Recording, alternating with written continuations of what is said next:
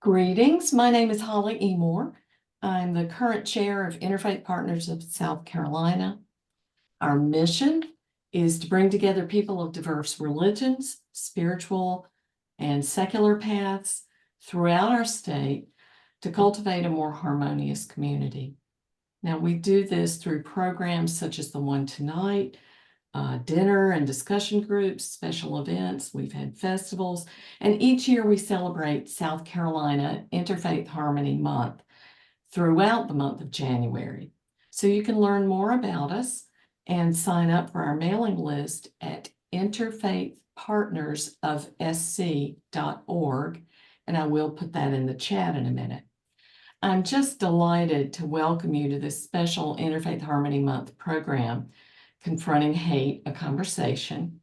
We ask everyone except our panelists to remain muted this evening and put your questions for our guests into the Q&A. And if you're not familiar, just run your mouse down along the bottom of your screen and you'll see a toolbar come up, and there's a button on there that says Q&A, and it will open a box where you can type a question. We can't promise to get to everything, but we'll address as many as we're able to. And now I'd like to introduce our facilitator for Confronting Hate. Dr. Jonathan Leader is a research professor at the South Carolina Institute of Archaeology and Anthropology, College of Arts and Sciences, located on the USC Columbia campus. He has expertise in conflict de-escalation, domestic violent extremism, and is a board member of IPSC, and he'll be our moderator tonight. So I'll turn it over to you now, Jonathan. Thank you, Holly. I appreciate that. You will probably note that we are missing one of our people, one of our esteemed people. Rabbi Myers is unfortunately unable to be with us. There was a family emergency which required hospital, and thank God they are all good, and he is heading home. So we wish them well and much better health. And for those of you who were journalists or others who wish to talk to him, it may be possible to reach out to him tomorrow for any comments he might have been prepared to make tonight. The good news is that we have the Reverend Eric Manning, who is the senior pastor at the Mother Emanuel AME, husband of Andretta Manning, and is the proud father of Ashley and Eric, son of Louis Manning Jr. and Queen E. Manning Gordon. He was born and raised in Morristown, Pennsylvania, and Reverend Manning has a Bachelor of Arts in History from Excelsior College, a Master of Divinity degree from Erskine Theological Seminary, and is currently pursuing a Doctor of Ministry from Erskine Theological Seminary as well. He has also served in the U.S. Army and Military Intelligence and was honorably discharged in August of 1994. In 2004, the Lord elevated Reverend Manning to the office of pastor and was appointed to his first pastoral charge of Welsh Chapel AME Church in Timmonsville, South Carolina. He has also served Trinity AME in Pamplico, South Carolina from 2007 to 2011. And St. Paul AME at Effingham, South Carolina, September 2011 to November 2014. And the historic Bethel AME in Georgetown, South Carolina from 2014 to 2016. At each pastoral charge, the Reverend Manning has always said that he loved the people, worked in expanding the kingdom of God, and provided key leadership to the community, something which will be on display tonight. In June 2016, Reverend Manning was assigned to Mother Emanuel AME Church in Charleston, South Carolina, as a senior pastor. In this capacity, Reverend Manning has led the congregation on a journey of healing, recovery, and restoration. Early in his administration, he spent time understanding where the family members, church members, and survivors were in their journey by showing a ministry of presence during the federal and state trials. He has worked with the National Crime Victim Research and Treatment Center of MUSC to ensure comprehensive services were available to the survivors, families, and the community. And this included establishing the Mother Emanuel Empowerment Center, which focused on developing resilience and becoming stronger by integrating faith, hope, healing, and health by providing spiritual and therapeutic services to the impacted communities. He is the co-chair of the Mother Emanuel Memorial Foundation, which manages the fundraising, construction, endowment, and development of social justice programs and outreach for Emanuel 9 Memorial. The Emanuel 9 Memorial is a national memorial planned to honor the 5 survivors and 9 church members and clergy murdered in 2015 during Bible study at Mother Emanuel AME Church in Charleston, South Carolina. He is the chairman of the historical Mother Emanuel AMEC Foundation, which oversees the church archives responsible for the church renovation program. He continues to provide key leadership to the community by serving on several boards and letting his voice speak out against hatred, racism, bigotry, gun violence, and injustices that impact so many in our community, state, country, and the world. It is his desire to stay humble and please the Lord because he understands it's not about him, but about the kingdom of God and loving our neighbors we love ourselves. So if you'll pardon me for just a second, Reverend, I also want to mention, because it's very important, Imam Omar Shaheed, who is also a board member and past board member of the IPSC. And he is the resident Imam of Masjid-as-Salaam since 1980 and was a chaplain with the South Carolina Department of Corrections from 1985 to 2012. So the three of us are here tonight to talk about the confronting of hate, as Rabbi Myers would have referred the H word because he didn't like to say it, and to try to come to grips, I think, with some of the issues involved. To do that, I'm going to suggest, Reverend, that we take a look at it in 3 ways. The first one is, what can you tell us about the community that you served prior to the incident? And if you are willing, and it's never easy to talk about these things, the actual incident itself. And then I know, because I've heard you before, the discussion of what happens after, because there's always the after. Time does not stop. We may wish it to, but it doesn't. So having said that, Reverend, I'm going to turn it over to you to please go ahead and explain and talk to us, and we will listen very carefully. Well, again, thank you so much for the opportunity to share and for this wonderful platform and the work that you continue to do. It is always immensely important for all of us to come together, to reason with one another, to be able to do such in a way that doesn't rob anyone of their dignity. So I always, of course, am crystal clear, and you heard it in my bio, that I did not come to serve Mother Emanuel until June 21st, 2016, of course, a year and a couple of days removed after the horrific event that took place in the Bible study. So what I do a lot of times, of course, is I talk about the community where I was, which was historic Bethel in Georgetown, South Carolina, and about an hour and maybe 15 minutes away from Charleston.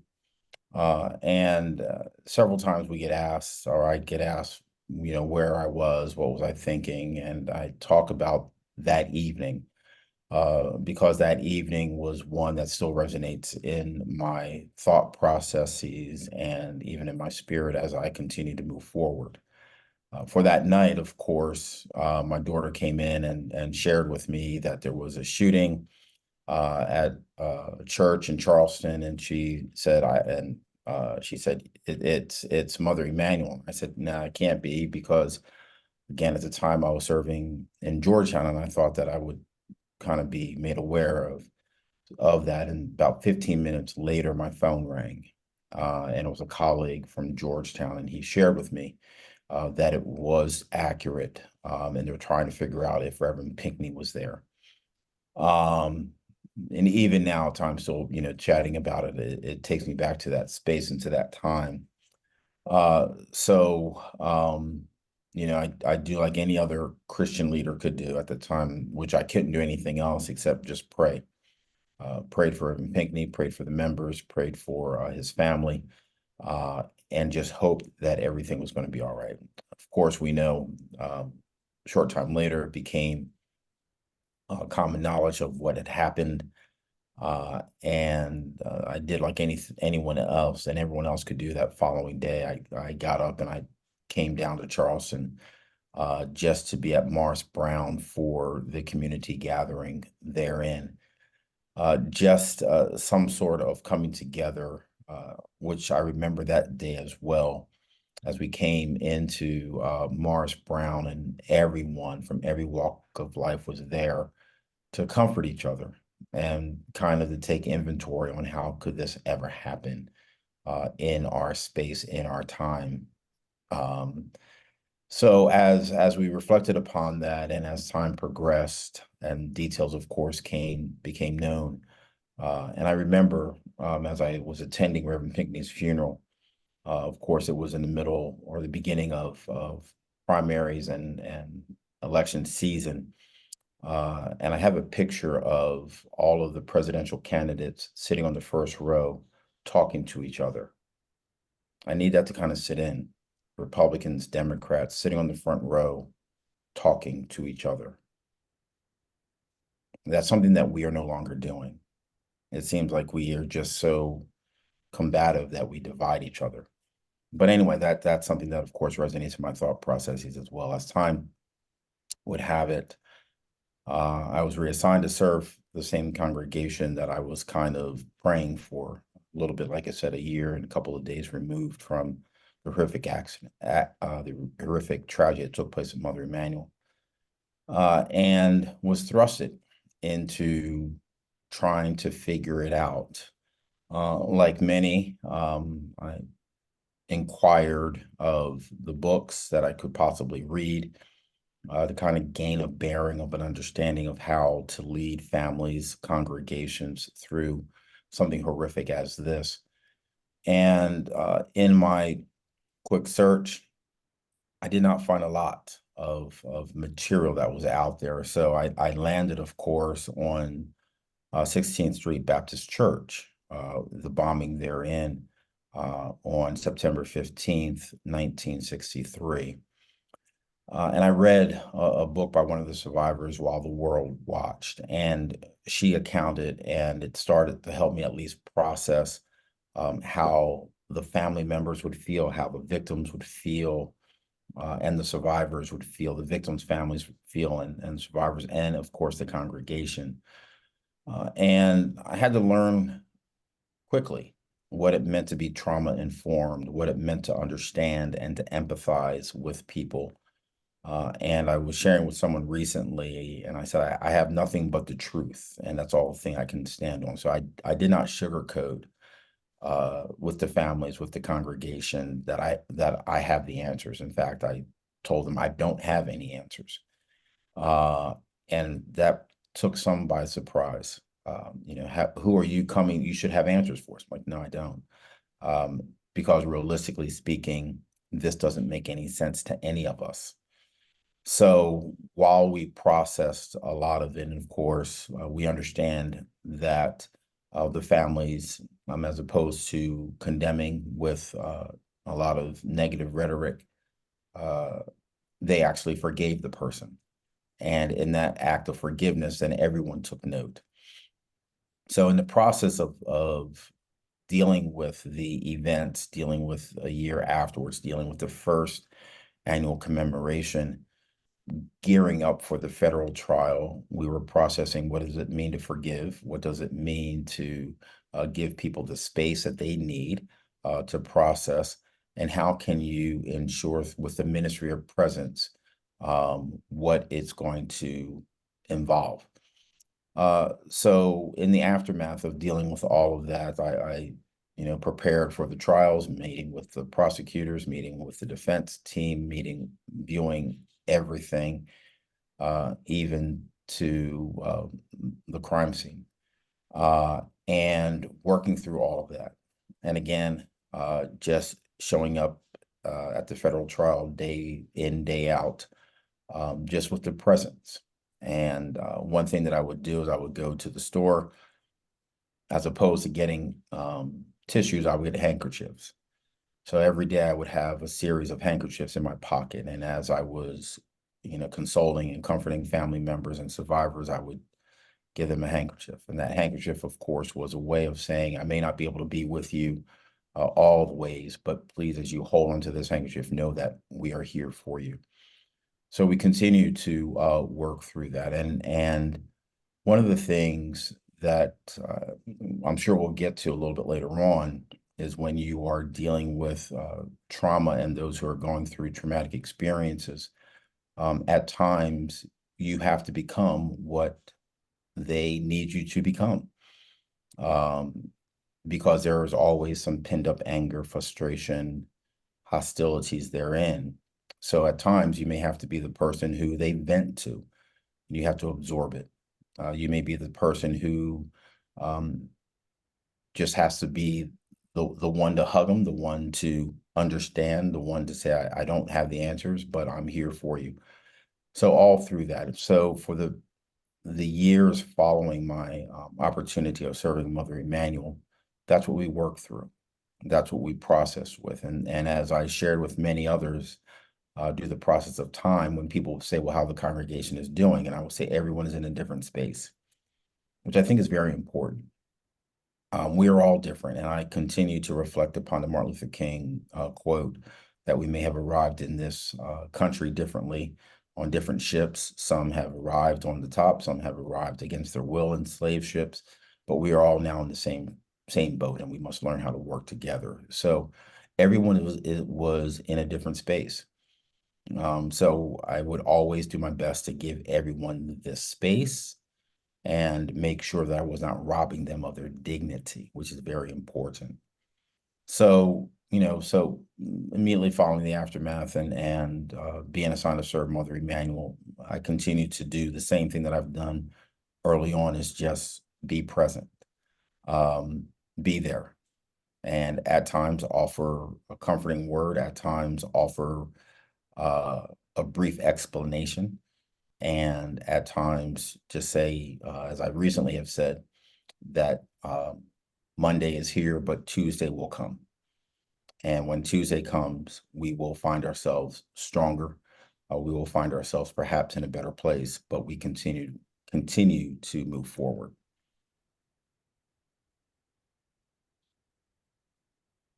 Thank you, Reverend. That was quite eloquent and very good, and I appreciate that. One of the things that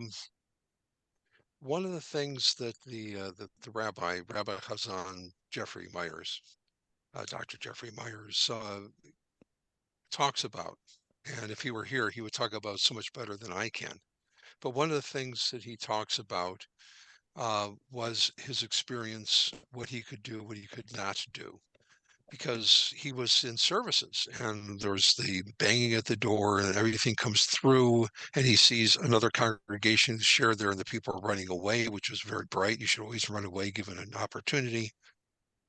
And he saves some of his congregation and he's unable to save some of his congregation. And while they're hiding in the loft, horror upon horror, he's hearing the execution of members of his congregation, which for I think all of us would be a lasting trauma that very few people could get over. And I really wish the rabbi were here, because he has a way of putting that in perspective and dealing with it.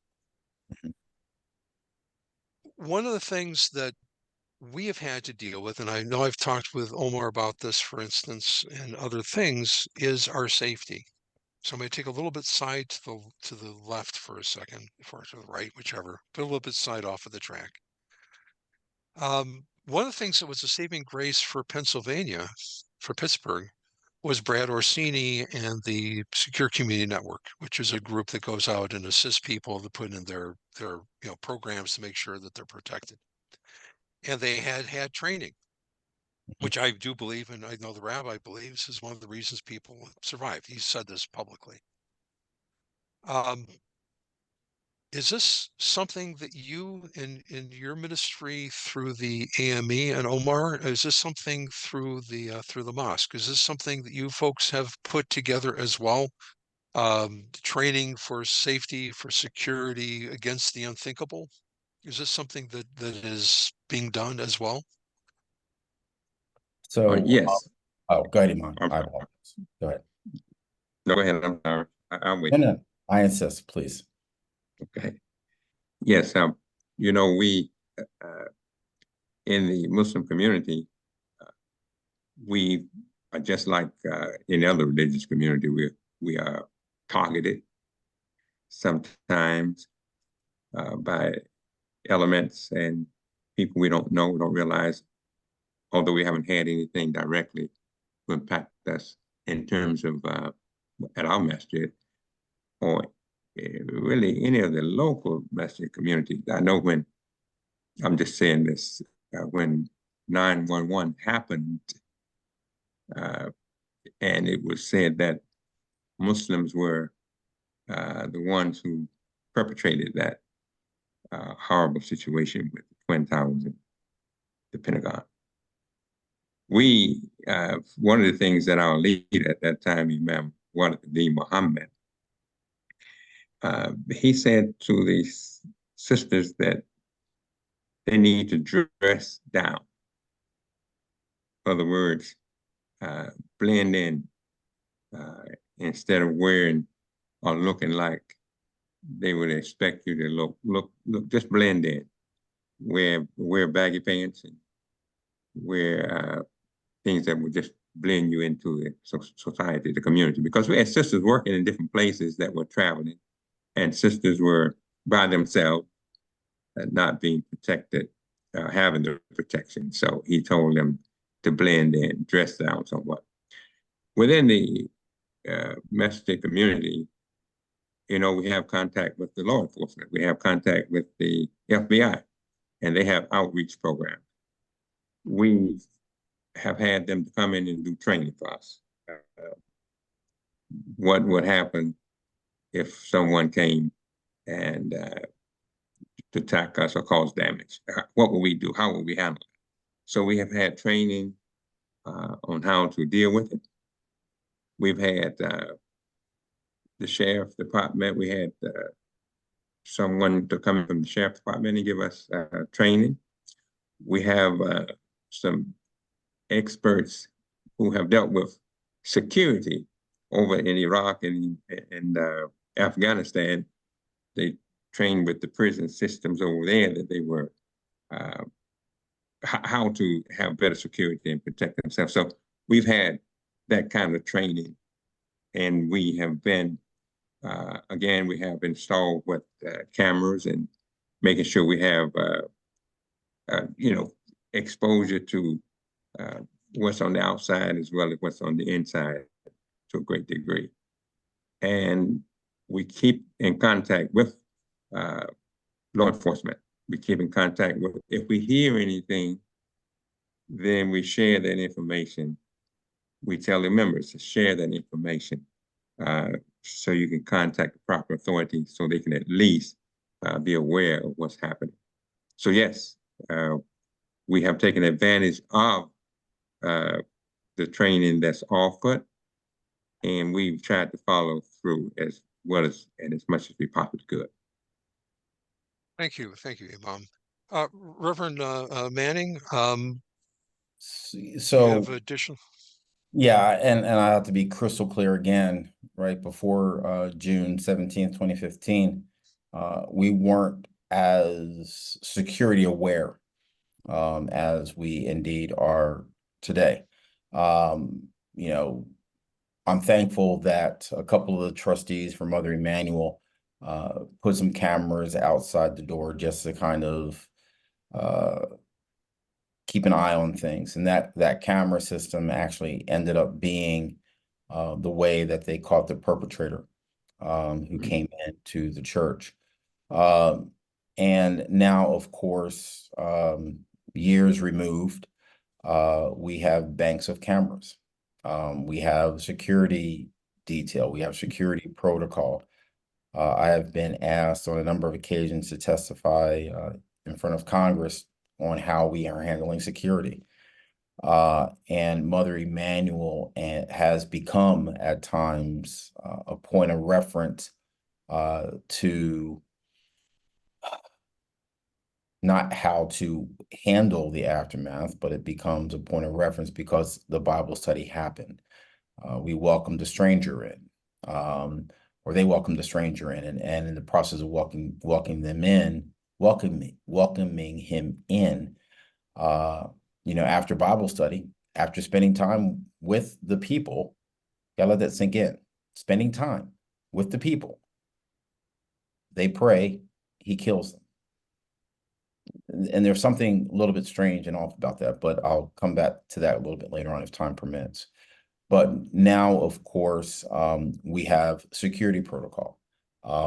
We have security steps and measures. And we have details on how we would move certain key people out of the church. But we have never gone through, a drill, because realistically, that's just too traumatic, not in that space. So the team has agreed, and we won't ever put it in practice. We just understand what we must do. And one of the other opportunities, of course, is by housing and by a place where visitors have come, as recent as the president. We all understand our security and what the protocols are needed and what we must do. So it's one of those where it's unfortunate, again, to the Imam's point, and I'm sure to Rabbi Myers's point, there's something wrong with having security in a house of worship. I mean, I want to make sure that we're crystal clear in that. This is not normal. There is something wrong when we have to have security protocols. Granted, I am thankful we have one. I have gone through the series of getting threats to getting wonderful, I call it love mail. Well, realistically, it's not love. We know exactly the opposite therein. And even recently being criticized on why we would allow the president to come to the church. So it's unfortunate. And I think sometimes what we're doing is we almost normalize it. But I was going to be crystal clear. This is not normal. We should be able to worship our God with safety and not have to worry about the cameras, not have to worry about having uniformed officers, not having police cars parked out the door, not having people within your congregation caring. We should not be in this space. Right. And granted, we are. Yeah, I can't agree with you more, Reverend. The only reason I brought this up is because people are often, and this is a very basic subtext here. People are often denial about personal safety, and things are not normal. And there are things out there we're not a political group. The IPSC does not talk about politics, so we're not going to. But the reality is that there are undercurrents which are undercurrenting us, if you will. They're undercutting our civility, our ability to worship the way we would like, and therefore it becomes necessary to do this. But I agree with you. At no point should any of us ever accept it as normal. Necessary, perhaps, and there are funding programs out there, and we won't go into them tonight. We can make that available as resources to people later, to help other places of worship who are now perhaps thinking for the first time, if it could happen in Pittsburgh and it could happen in Charleston, perhaps it helps, God forbid, it could help someplace else. So I'm going to suggest we let that one sit for the moment and move it to the side. No, because it's important. I'm glad you said exactly what you said. I'm glad that Omar said exactly what he said. This is important. And Omar and I have been on panels before. We've talked about other difficult topics. But what I'd like to do is go to that part where something's happened. It almost doesn't matter what. In this case, horrific, horrible things, but things do happen. And then you have the attempt at healing and moving forward. And I know that you've referenced, and so has the rabbi, working through that, the concept of the ministry of presence that you've used, for instance. And I think that is something that people need to hear more of, because none of us should ever be defined by other people's bad behavior. We should be defined by what we do, and we're moving forward as, members of our congregations, of our communities. So if you could take a moment, I know that Omar has some things to say on that as well. If you could take a moment and, expound a little bit, I'd appreciate it. Yeah, well, again, wow, when the tragedy happened in Pittsburgh, on October 27th.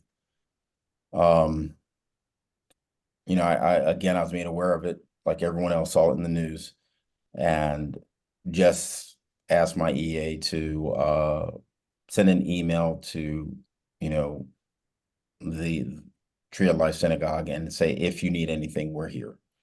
Because I knew what I had to figure out, the mistakes that I made, and I did not want a rabbi or any leader to go through the same mistakes that we made. I wanted to make sure that they benefited from our learning opportunities, so to speak.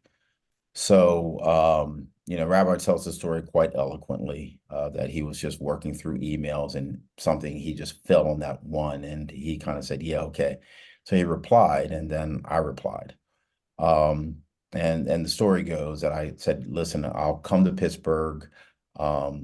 If you have time, that's great. If you don't, that's cool. I just want you to know we're there. So my wife and I flew to Pittsburgh that Friday, and Rabbi and I met at a hotel lobby, and there was this picture of us embracing as if we were old friends. And I have that picture on my wall. yeah, and you know, as we were embracing, you know, I shared with them, and then, you know, I said, we're here for you, you know, we'll flying out later on, etc.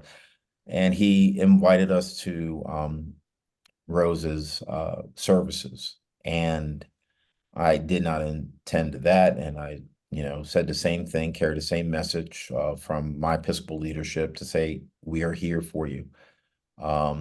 Use us. We are here. And we were just present.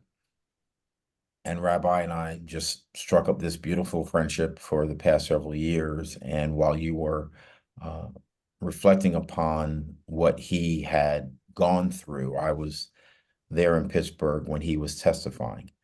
And again, love him to the end of the earth, and heard his pain. And we shared again afterwards, and had a meal, and then I came back to Charleston. But it's very important, I think, realistically at times, to just be there for folks, right? And be there for people, to show the decency of humanity. You may not fully ever understand what they're going through, but you may be able to reflect upon it. You may be able to relate to it. And as I said, Rabbi and I have become dear friends. And it was all through the birthing, or through the tragedy, which is unfortunate, but yeah, we are, yeah. You have to forgive me because I haven't reflected upon my time with him in May when he was testifying until now. So it goes back to, I think, what I said before, that at times we have to allow ourselves to be vulnerable to help those who may need assistance. And I think realistically, in that vulnerability state, though we may open ourselves up for various traumas, various struggles, various challenges, we then are saying, I am more concerned for you than at times even for my own self, right? And that's the embodiment of what I have shared with others, what it means to be a servant leader. You know, you don't come to be served, you come to serve. You come to, at times, open yourself up to those vulnerabilities, to those various attacks that may come. And you just say, I hope and pray that I make a difference in your life. I hope that I have helped you along the way. And I think, again, like I said before, that is what I think what we're losing, but what we should do our best to reclaim, is meeting everyone on the basis of our collective humanity. And even if evil comes in to attempt and even is successful in robbing others of their dignity, we must then do the hard work to restore that dignity, to revive that dignity, to ensure that people have a hope, because we know, as I said already, that tomorrow will come, and tomorrow can be better, but it means that we have to do the hard work today to make it better tomorrow. Very well said. Imam Omar, Yes, interested in hearing your comments on this. yes, I want to make the comment that I didn't realize the trauma that I had suffered, not just with the Emanuel case, but with the 911 and the media, how it continued to feed that Islam was a religion that preaches, that promotes terrorism, Muslims are terrorists, etc. Until I realized that one day somebody did something. It wasn't a Muslim, but it was somebody had went in and shot up a facility, a place.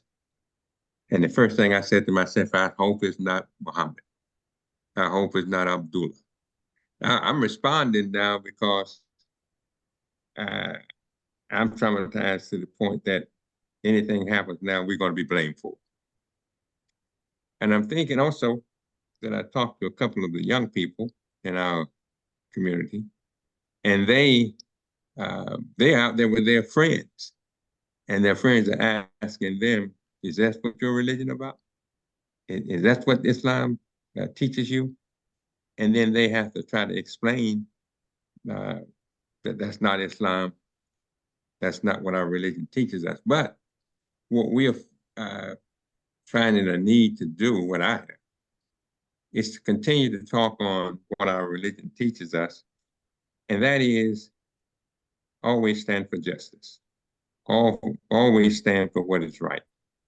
Don't let the hatred of others toward you cause you to swerve from justice, cause you to become a person that enters into wrongdoing or become unjust in dealing with people. So we're constantly trying to find a way in our sermons, in our discussions, to speak to the need to always be compassionate.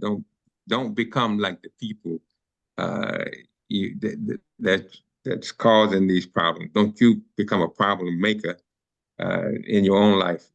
There's a saying of the prophet, I want to say this, the prophet Muhammad, the praise and peace be upon him. He said, a man came and asked him for advice. He said, don't become angry. Meaning, anger is a natural emotion. But he was saying, do not act under anger. Do not feed anger. Resist it when it arises in you. So we're not to feed anger.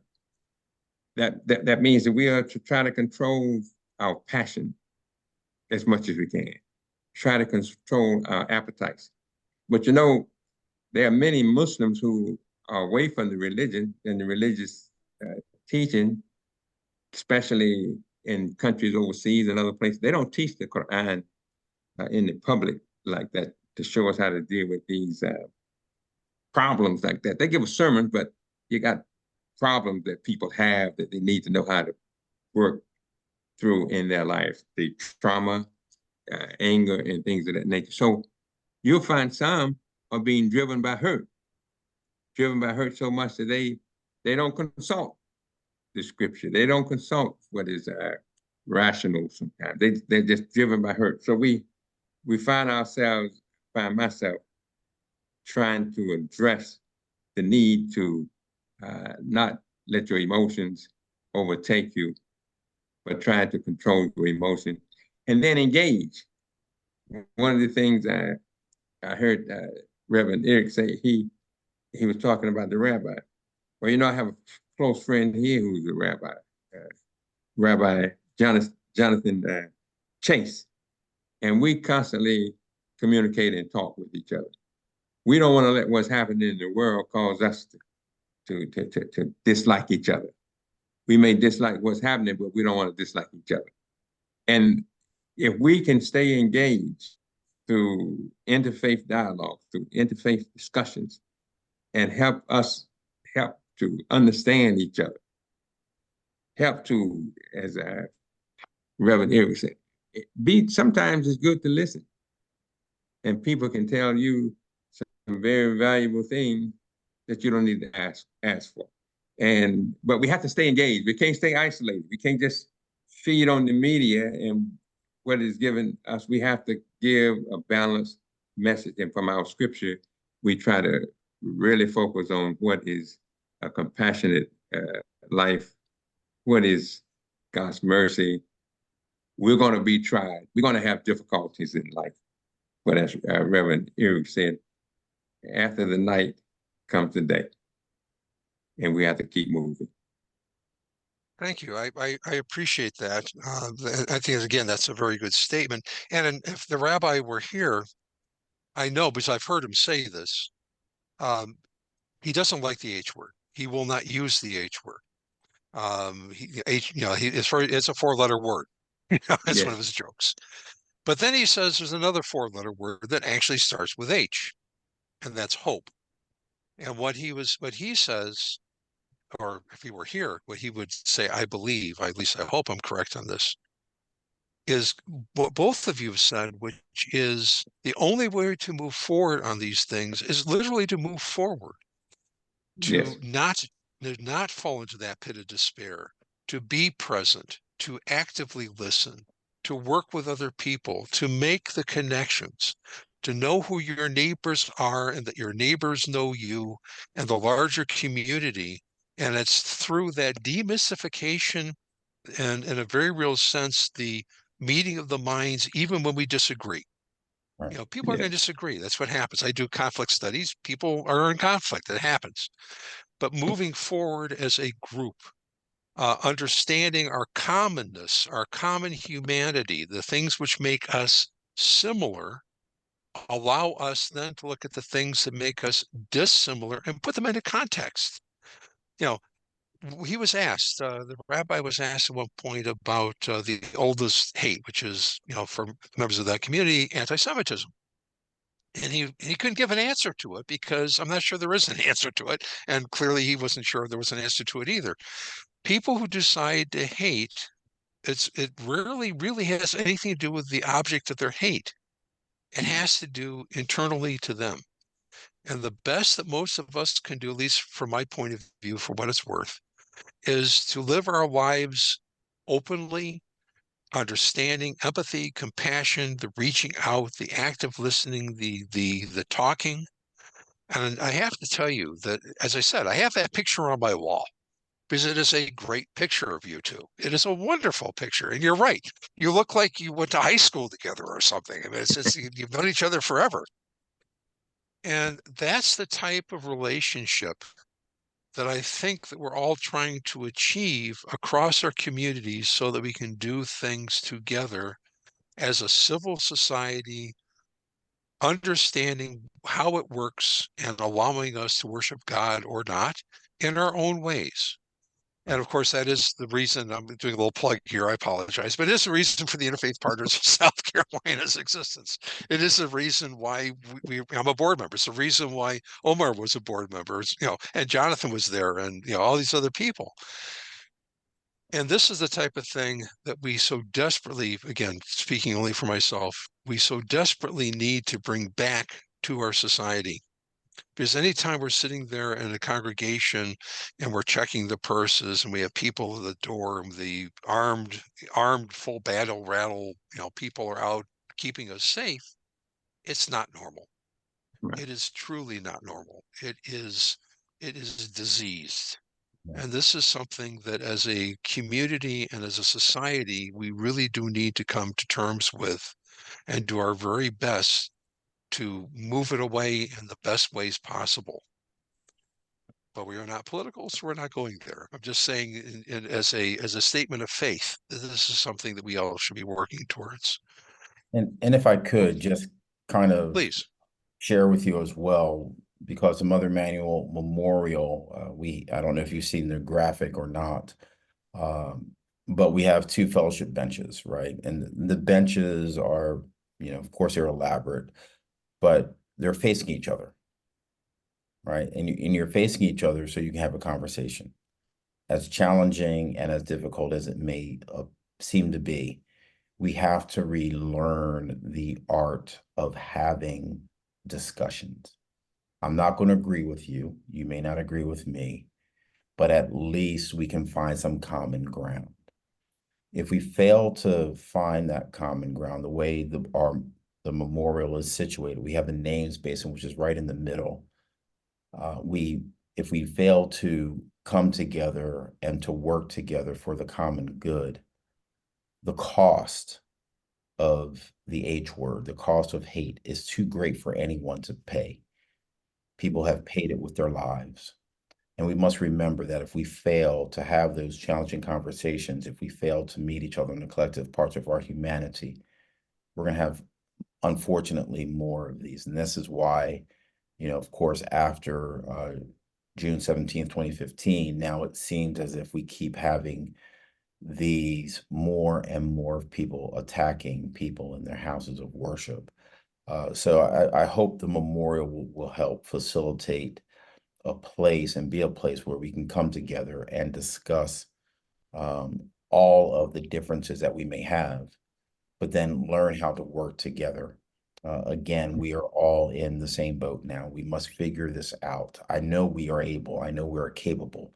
I know each and every one of us have certain desires that are common across every walk of life.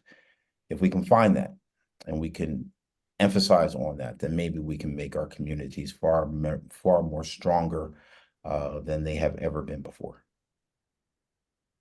Yeah, let me Well just said. add one point, just to add what has been said.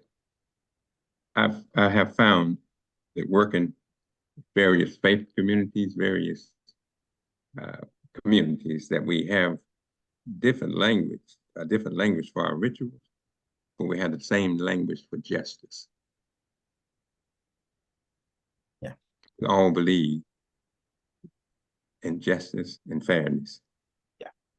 So we differ in our religious language, rituals, but we have the same language for justice. I think that's true for most of the groups that are out there, and I'm very glad you said that. I may take a second because he is not here, and I do have the rabbi's bio, and obviously some of us have followed him fairly closely, but I'm sure that there are members who have been listening and who haven't. So I'm going to go ahead and read it with your permission, sort of in absentia. So Rabbi Hazzan Jeffrey Myers has served as the Rabbi and Cantor, Hazzan is a Cantor, for Tree of Life Synagogue in Pittsburgh since December of 2017. He moved to the city of Bridges after spending decades in ministry in New Jersey and Long Island. After the horrific morning of October 27, 2018, when a heavily armed gunman began a murderous rampage in the Tree of Life Synagogue, Rabbi Myers, who survived the attack, became the face of the tragedy and was named by many as America's rabbi. Since then, he set about sending the key message that love is stronger than the H word. Rabbi Myers has frequently shared this view in national and media outlets, while acknowledging that a lack of understanding of our neighbors leads to fear and sometimes loathing. Fear leads to the H word, and the H word leads to acts of violence. Rabbi Myers believes that if we are ever to remove the H word from our society, it must start with pledging not to use that word in speech, just as he has done in honor of the 11 precious lives lost at the Tree of Life Synagogue, which I think is a fairly good summation of the points we just made. Yeah. And again, I'm very sorry that he was unable to be here, but it was a medical emergency and it's been dealt with, and they should be home by now and resting comfortably, so we can hope the best for everybody. And for those who came with the hopes of perhaps interviewing him afterwards, I would suggest contacting him tomorrow, but not too early. Give the man a chance to rest and take it from there. At this time, I think I will pass this back to Holly for a summation. I think that the statements made by the Reverend Eric and by Imam Omar have been all we really need to say here. And I will pass it back to you, Holly, for your closing comments. Thank you. I really want to thank each of you on behalf of Interfaith Partners of South Carolina. This is a generous gift of your time and wisdom, and the gift of revisiting painful issues. And we respect and appreciate that. Unfortunately, these times are not over. So I really appreciated your words of hope, all of you, and the encouragement to continue to fight the good fight, not fall into despair. If you are new to Interfaith Partners, I did put our web link in the chat box, but it's interfaithpartnersofsc.org. Let's see, we do have more events coming up through the end of this month. Holly, Yes, Holly, ma'am. there's some questions that need to be, because we do have some time That's up to for our the moderator. questions. Go ahead then. I didn't see the questions. Okay. The first one is, do you think banning guns should help overall reduce gun deaths in the United States? This is to either Reverend Manning or Imam Omar or Jonathan. I think, okay, I'm going to just say one thing here. We need to be very clear that the Interfaith Partners of South Carolina, because of our setup, does not take a political stance. Now, if the question is, are there issues with people having weapons who should not have weapons? I don't think anybody's going to argue that. I mean, you'd have to be whatever to argue that there are people out there who shouldn't be given a butter knife. But it is not the position of the IPSC to argue for or against as the IPSC. Individually, we have our opinions. Don't get me wrong. But in terms of the IPSC, we don't argue one way or the other on political issues. And the Second Amendment has, for whatever reason, become a major political issue. I think it was addressed to either Reverend Manning or Imam Omar. They would like to comment from their own perspective. So I will ask the question before I answer the question. Would it be okay if I actually provided some thoughts on this? Because I understand that I'm a guest in your space. Reverend, I think that would be fine. You go ahead and, from your personal perspective and your experience, I think that is a valuable statement. I just want to make sure that it was clear that the IPSC cannot take a stance, but please go ahead. Right. And if you notice what I just did there, I asked for your permission and I didn't just assume to take matters into my own hands. You're good. You do That is, of course, a teachable moment there as well. So I would say realistically, there are sensible laws that can be enacted to not to necessarily remove firearms from people, but again, to have the meaningful pauses. In South Carolina, there was a legislation that was proposed by then Senator Kempson. You had, of course, the House pushing and trying to close what they unfortunately call the Charleston loophole. So I think realistically, there are certain things that we could do. There's nothing to say that you cannot have a waiting period. You have to wait for a driver's license. You have to wait to get a mortgage. You have to wait to be old enough to drink. You have to wait for all of these things. Surely we could do the same thing when it comes to firearms. Understanding by serving this country and understanding at times of the Second Amendment, of course, when it was penned and when it was written, you were only able to fire one round. I think the fastest would be every 60 seconds. Contrary to what happened at Mother Emanuel or all these or other places, you have rounds that go off literally hundreds in seconds. So I think we have to have those challenging conversations, but at the same token, we have to have as I said with others, the spiritual fortitude or the backbone to say, I will take a stand. And if that means I lose my seat, so be it. but I'm doing the right thing because the people deserve the right thing. So that's just my non-political, but with your permission, response. I think that was a very I have good nothing to response. add. I have nothing to add. I concur with what's been said. Okay. All Okay, right. the next question for Reverend Manning. Could you say more specifically about what has meant in working towards healing your congregation? It is significantly different from trauma. Is it significantly different from trauma-informed care? Could you possibly provide an example of how to do that or a case where it needed to be centered?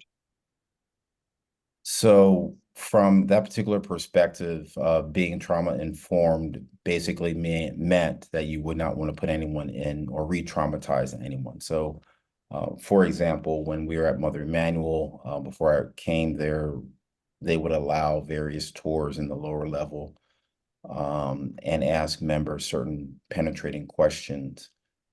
There was one kind of casual discussion that was taking place, and someone said, well, let's go downstairs and we'll talk about what happened.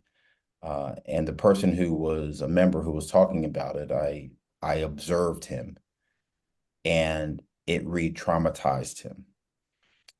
And what I said after that, during that discussion, I brought it to an end. And the person said, well, we have more than that. I said, no, we're done. Because realistically, you're going to get back in your car, you're going to go home, and what you've just done is re-traumatize a person and set them backwards. And it may have taken them 6 months to get to where they are today. You just erased all of that. And so when people come now, and for the past several years, I have shared with them just that they have to be mindful. For them, they're coming to see, I get it. Everybody has, curiosity. Everybody wants to know. But there has to be a meaningful pause to understand that at what cost.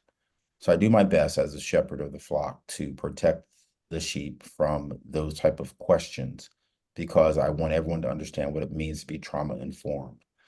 From encouraging perspective, every week I have sermons to share. Last year, we went through the process of rebuilding not just our walls, but also our dignity, rebuilding every aspect of where we have been for the past several years. Longevity has its privileges, and I'm thankful that I have been able to stay there long enough to be able to work through what it means to revitalize a congregation. And we are in a better space, but I'm also always aware that something could push us back. And unfortunately, that happened during the POTUS visit, where I was setting the tone that this is a sacred space. Others used it to push their own desires. And that caused some to tear up. That caused some to go backwards. And that's always something that I try to help people understand. Please do not push your own personal agenda. Do your best to seek ye first to understand, then to be understood. Take that time to work with people. Take that time to understand where they are, and then do your best to be part of the solution and not part of the problem. Reverend, one of the things, I'm glad you said that, because one of the questions we have received goes back to the question of resources. And one of the things that I have also seen are people who unknowingly, unwittingly, and ignorantly, they're not doing it intentionally, re-traumatizing people. People go through an experience, a horrible experience, and you see this sometimes, it's almost a meme with journalists. Everything in the world has happened to you. How do you feel? And you just want to take them and say, what are you doing? But one of the questions that have been asked is, and I think your answer was really good, is that between you and the rabbi, have you considered producing a document, a book, either digitally or, old-fashioned press, because I'm old enough, I like to read things I can hold in my hands. But have you considered taking the experience and your hard-won understanding of how this works with your congregation, with the survivors and others, and put it out there for other people to read and learn from. So part of my doctoral work will of course pick up on that. So I'm hoping that after my dissertation is complete, we'll be able to publish. And then there are several other things as well. Rabbi and I have talked briefly about doing something collaboratively. That was many seasons ago, but we haven't revisited. Maybe this will be the time that we do. But yeah, I've been asked that on a number of occasions, so that way people can learn and they don't have to really go back to try to figure it out. I have, and again, that was, you know, the whole aspect of me reaching out to Rabbi and the Tree of Life synagogue. I did not want them to make the same mistakes we made. I wanted them to learn from our mistakes, and to have some whatever wisdom we could actually provide. And unfortunately, as we've said before, this is unfortunately becoming more normal. I don't like using that term, but it is. And we have to, there will be others who will need to learn and need to understand what it means to work with a congregation and help them heal.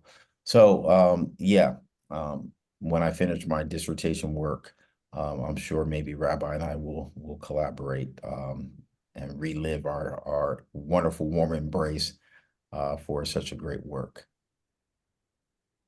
Okay, all right. Holly, did you have something you wish to add? Well, at the risk of inserting myself into this conversation, I would like to say that whatever year the shooting in Las Vegas happened, I was not there, but Red Cross sent me out as a chaplain, I think maybe 36 hours or so later. And that was a powerful lesson to me, which I'm sure you understand, that we don't just have victims or people who were there or people who were injured or lost a family member. We have a whole community of thousands of people who then went out. And there was this, I think, I realize now there's a diaspora of woundedness out there. I think South Carolina suffers this because of the Mother Emanuel tragedy. Yeah. And I know that when I came home, I was shaky for a couple of months. So I would encourage you to write something because there are a lot of us that need it. This is new territory for a lot of us. So thank you for addressing that. And I would agree with you that the term should be common. This is unfortunately becoming common. It is not normal. I would never, ever, ever attach normal to any of this because it simply isn't. And I'm very glad that all of you have made that point numerous times. I just wish other people would hear it, but that's just me. Okay. All right. I want to thank you again. I see that people are starting to trickle out, and I know our other panelists would probably love to get back to your families for the evening. We sincerely thank you, and I hope that everybody who attended tonight and anyone who hears this recording later will carry these messages of peace and healing out to your communities. Thank you and good night. Good night. Thanks you. Thank you. God's peace.